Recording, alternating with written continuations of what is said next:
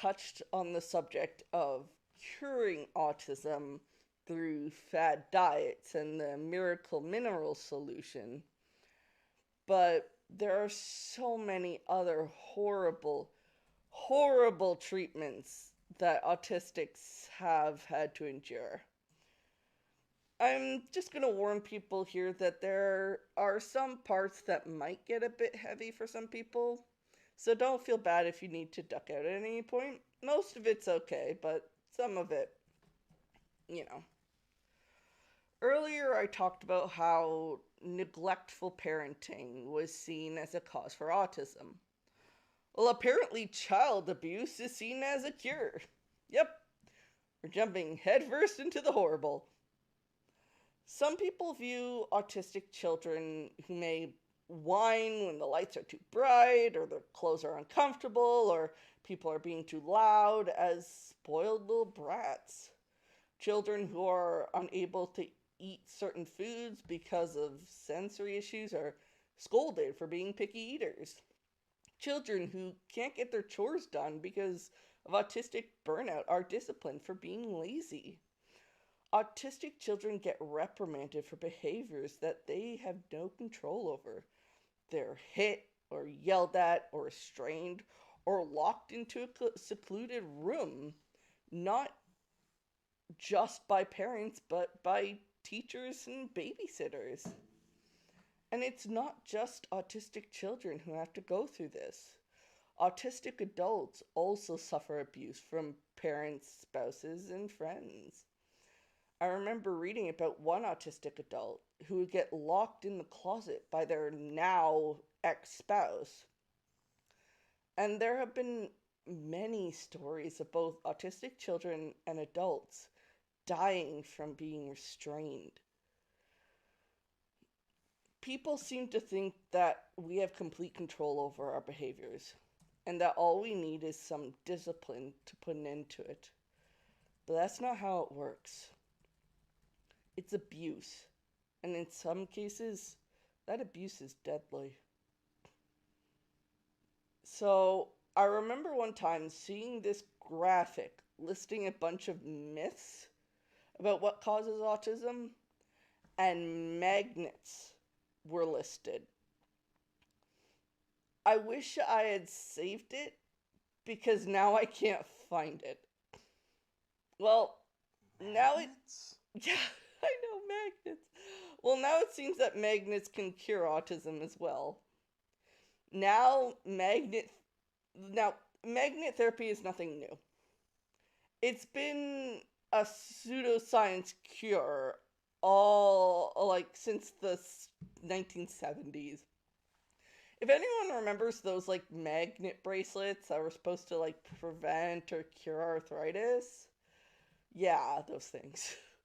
Apparently, it's supposed to be able to heal broken bones, cure cancer, and now autism as well. Now, don't confuse magnet therapy with transcranial magnet stimulation, which has been used to help treat depression. No, this is about using magnets, no more special than the ones you stick on your fridge, somehow magically curing you of what ails ya. The methods used are either magnets touching your skin, usually via magnetic jewelry, electrically charged magnets shooting an electric pulse into you, or even magnetic acupuncture, which is placing magnets where an acupuncturist would put needles. I'm already dubious of acupuncture, so magnetic acupuncture just feels like piling up the pseudoscience. One theory that I'd never even heard of before, but is now being used to cure autism, is hyperbaric oxygen therapy. Basically, it's a chamber that pressurizes oxygen around your body or lungs at a level higher than our normal atmosphere. This is an actual treatment for people with deep burns, crushing injuries, or divers with nitrogen narcosis, which occurs when one breathes air under elevated pressure and can cause someone to feel as if they're drunk or have inhaled nitrous oxide. Why people saw this as something that could cure autism, I have no idea. Most studies showing that hyperbaric oxygen therapy cures autism were uncontrolled, meaning that there was just one group studied instead of what's done in a controlled study where there's two groups and one, it's sort of like you'd have a group that has autistic people, one that doesn't, and they're used for comparison purposes. Any study on this that was controlled showed conflicting results. I can't stand when people take actual therapies for actual conditions and try it out on autistics to see if it somehow makes their autism disappear. The next one I'm going to talk about is homeopathy. Homeopathy is an incredibly popular alternative medicine that's been around since the late 1700s. The theory behind homeopathy is that substances that cause symptoms of a disease in healthy people will cure the symptoms of sick people. I'd never really looked into homeopathy before. I always just brushed it off as silly pseudoscience. But now that I have, it's more ridiculous than I thought. If someone is showing a symptom of a disease, you give them a substance that gives healthy people that exact same symptom, and that's supposed to cure you? With autism, it's believed that you should give autistic kids substances that would give neurotypical kids the symptoms of autism.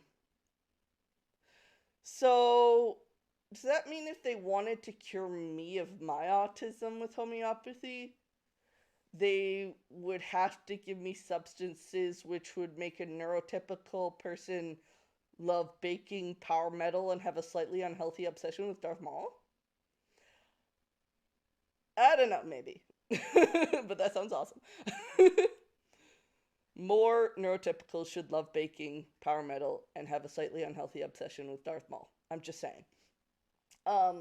Since even homeopaths understand that each autistic person is different, what they'll do is observe and take note of particular behaviors and figure out a treatment plan from there.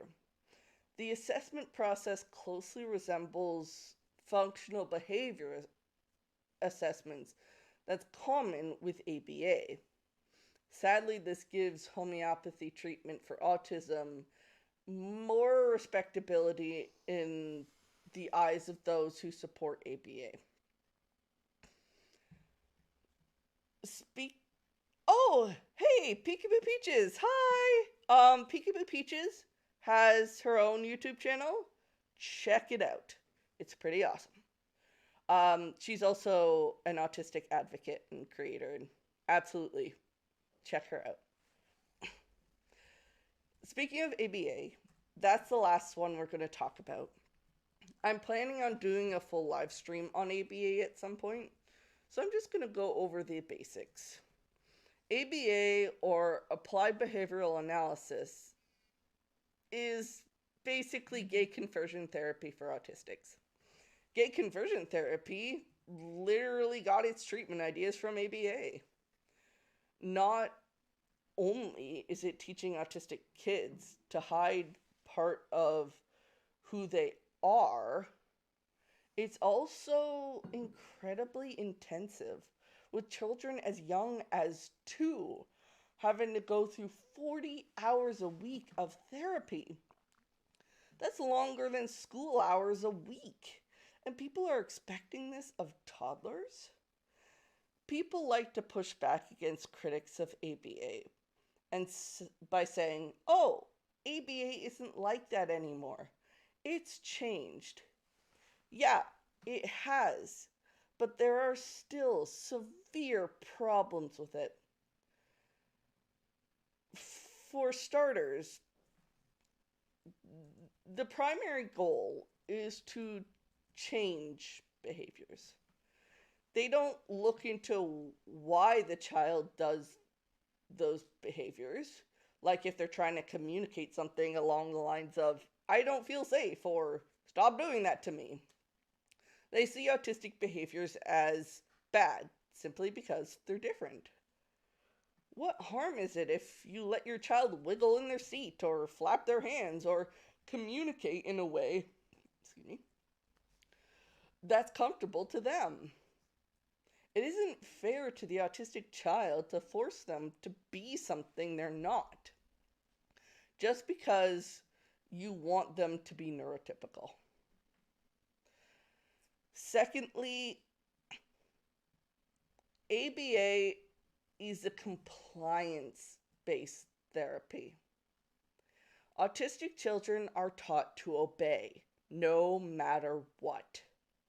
Usually, toys or snacks will be withheld until they comply. It reminds me of a dog getting a treat after doing a trick. In some cases, parents are advised to withhold attention from their child until they behave the way the parent wants them to. Earlier, I talked about how neglectful parenting is blamed for causing autism, but apparently it's part of ABA. This is manipulation, and it's not just harmful, it's dangerous.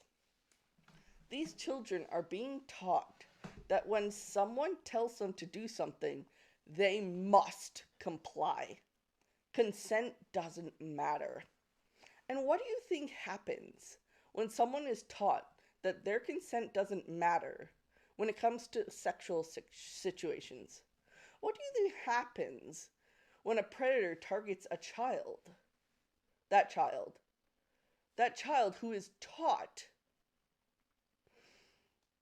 that they must obey adults. ABA isn't just abuse. It makes autistic children much more susceptible to future abuse. Thirdly, when you're forcing a child to go through 40 hours of therapy a week,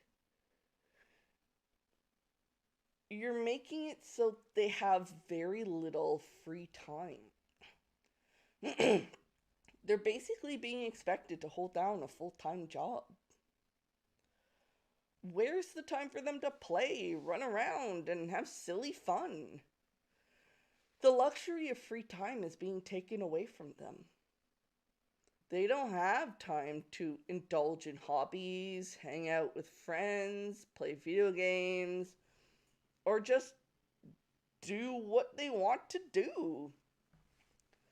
They don't get time to unwind. And again, this is often started at toddlerhood. Even when they aren't in therapy, parents are often encouraged to continue the therapy activities. These kids have to be on at all times. They don't get downtime. They don't get to be themselves at any time. How is this anything but abuse? How is this anything but traumatizing? And finally, by forcing these children to change through ABA, you're teaching them that they need to be fixed, that there's something wrong with them, and the only way they'll fit in is to not be themselves. You're teaching them that their natural behaviors, such as stimming, are shameful, and that they should be ashamed for being themselves.